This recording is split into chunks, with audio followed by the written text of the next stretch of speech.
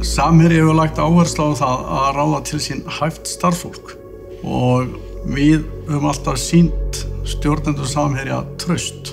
Það gerir fólk skilvirkara og það skapar oft góðar hugmyndir. Það má segja að eftirlitskerfið, það sé byggt á þessu trausti.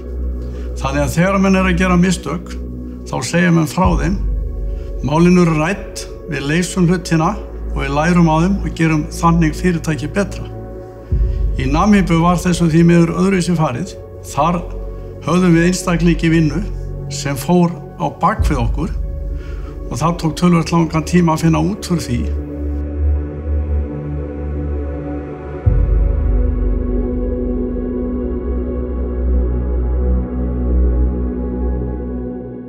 Samherji hefur undanfarinn áratug greitt háttsettum stjórnmála og embættismönnum í Namibíu 100 milljóna í þeim tilgangi að komast yfir eftirsóttan kvóta í landinu.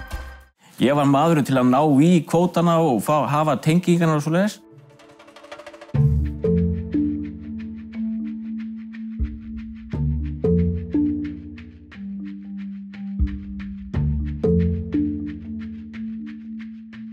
Trúverðugleiki þáttarins var mikill, hann var settur þannig fram að það var ekki óeðlilegt að allir þeir sem á horfðu tryðu því sem fram kom.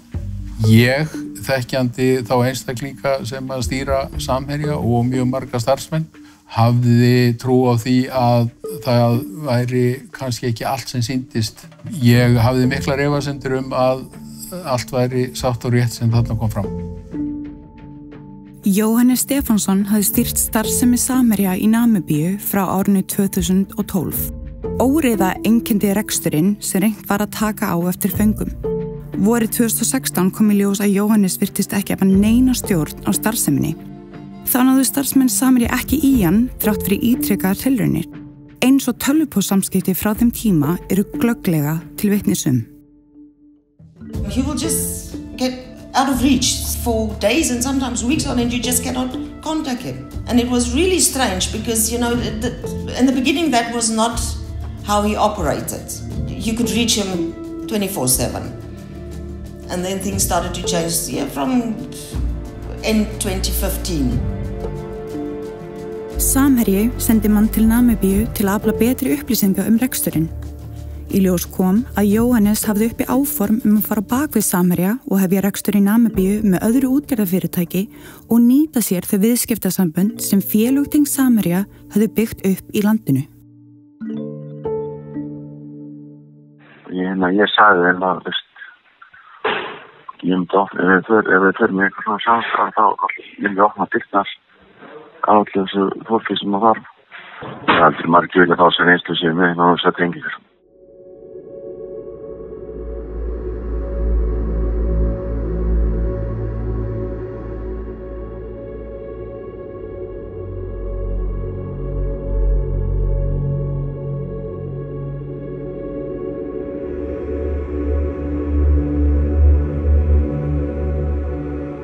Við ákvaðum það mitt ár 2016 að segja Jóhannesi Stefánssoni upp störfum vegna þess að við töldum ljóst að hann hefði farið á bak við okkur.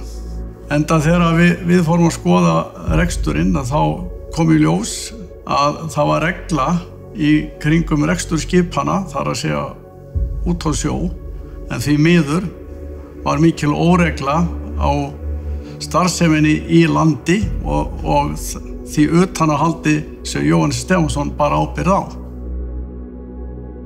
Eftir starfslok Jóhannesar fundust ítarleg minnisblöð sem Jóhannes hafði ritað við ýmis tilefni þau ár sem hann stýrði starfsemi Samherja í Namibíu. Í reynd var að ræða dagbók starf hans í Namibíu. Allar greiðslur eins og þessar 50 milljónir þá ger ég allt í samráði við Þorstein Má. Ég gerði ekkert án hans aðkomu.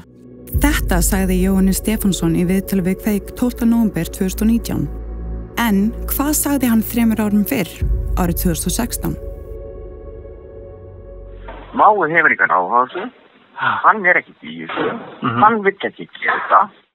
Allir sem ég tala við þeir hefur ekki náldur samir og hefur aldrei með að trúa samir og trúa aldrei hefur ekki gera skapa hlutinni það. Dagbækur Jóhannesar voru í vélrituðum minnispunktum og skiptu blaðsíðurnar hundruðum.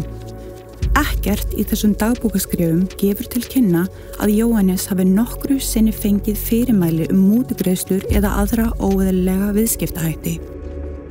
Ef að Þorsteinn Már gaf Jóhannesi fyrirmæli óeðlilegar greiðslur, hvers vegna ekkert minnst á þær í dagbókum hans?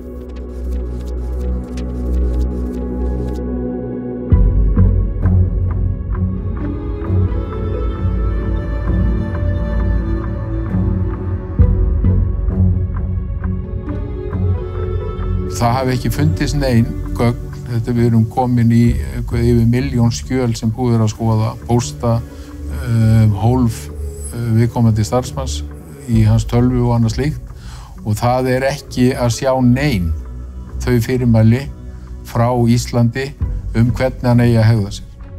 Það alveg ljóst að fyrrverandi framkvæmdastjóri stýrði starfseminni frá A til Ö.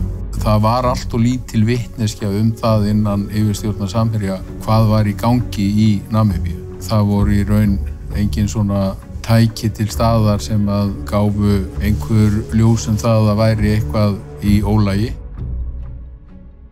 Mái hefur engan áhuga á þessu. Hann ekkert í þessu.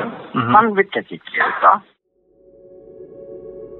Jóhannes veit að það ekki til einir tölvupóstar sem sýna fram á fyrirmæli að greiða mútur. Þess vegna segir hann að ég hafi gefið fyrirmælin á annan hátt. Það rangt hjá Jóhannesi Stefánssyni. Ég hef engin slík fyrirmæli gefið. Að sjálfsögðu hefðum ekki komist fyrr að þessu með öðruvísi kerfi en það verður aldrei hægt að koma í veg fyrir það þegar einhver með ásetningi ætlar að fara á bakvið þig eða aðra stjórnendur eða aðra starfsmenn. Mistök Samherja að hafa ekki haft betra eftirlit með rekstrinum í Namibíu og þar alveg betri yfirsýn og ég vík mér ekkert undan þeirri ábyrgð sem að ég ber í þeim efnum.